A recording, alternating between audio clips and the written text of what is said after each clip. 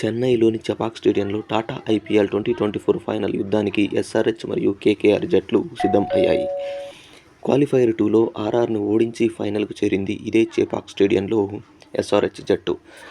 SRH బ్యాటింగ్లో 175, 9 వికెట్ల నష్టానికి చేసినప్పటికీ ఇది మాత్రం ఎస్ఆర్హెచ్ బ్యాటింగ్ ఆశించిన స్కోరు మాత్రం కాదు.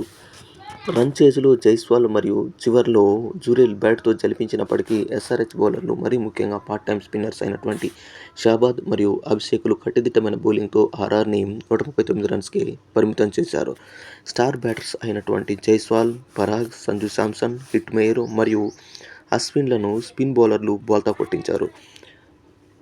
మరోవైపు అహ్మదాబాద్ నరేంద్ర మోదీ స్టేడియంలో ఫస్ట్ క్వాలిఫైర్ మ్యాచ్లో మన ఎస్ఆర్హెచ్పై గెలిచి ఫైనల్లో ముందుకెళ్లింది కేకేఆర్. ఇప్పుడు కేకేఆర్ మరియు ఎస్ఆర్హెచ్ మధ్య ఫైనల్ 4 అనేది చాలా ఇంట్రెస్టింగ్గా మారింది. చూడ్డానికి కేకేఆర్ జట్టుదే పైచేయి అన్నట్లు కనిపించినా తమ స్థాయికి తగ్గట్లు ఆడితే ఎస్ఆర్హెచ్ను ఆపడం మాత్రం ఎవరి వల్ల కాదు. అలాంటి మ్యాచ్లను చూసాం ఈ సీజన్లో మనం.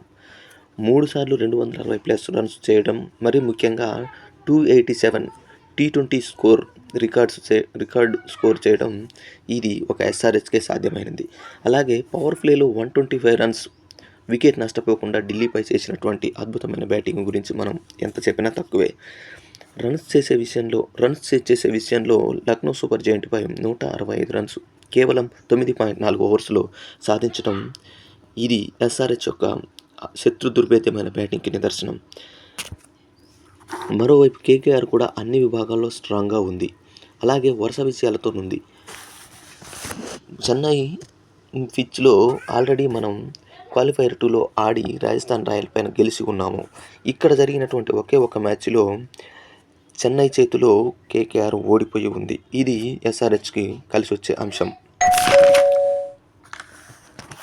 మరోవైపు పిచ్ పరిస్థితిని బట్టి భారీ మార్పులు చేసే ఆలోచనలో ఉంది ఎస్ఆర్హెచ్ మేనేజ్మెంట్. కేకేఆర్లో ఎక్కువగా లెఫ్ట్ హ్యాండ్ బ్యాట్స్మెన్స్ ఉండడం వల్ల మన రైట్ హ్యాండ్ స్పిన్ బౌలర్ని తీసుకునే ఆలోచనలో ఉంది.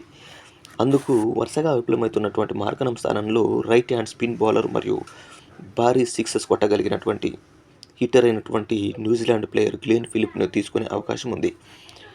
ఎస్ఆర్హెచ్ ఎలాగైనా అద్భుతమైన ప్రదర్శన చేసి 8 సంవత్సరాల నిరీక్షణకు తెరదించాలని ఉంది ప్యాట్ కమిన్స్ బృందం. మరోవైపు కేకేఆర్ కూడా అంతే పట్టుదలతోనే ఉంది. ఆదివారం జరగబోయే ఫైనల్ ఎంతో ఆసక్తిగా మారిపోతుంది అనడంలో ఏమాత్రం సందేహం లేదు. ఎస్ఆర్హెచ్ సునామీ బ్యాటింగ్ అద్భుత ప్రదర్శన చూసినటువంటి మనం, అలాగే బౌలింగ్లో కూడా చాలా చక్కటి ప్రదర్శన చూసినటువంటి మనం ఎస్ఆర్హెచ్ గెలుస్తుంది అనుకోవడంలో ఏమాత్రం సందేహం లేదు. మన టీమే గెలవాలని మనం ఆశిద్దాం. All the best for the big final.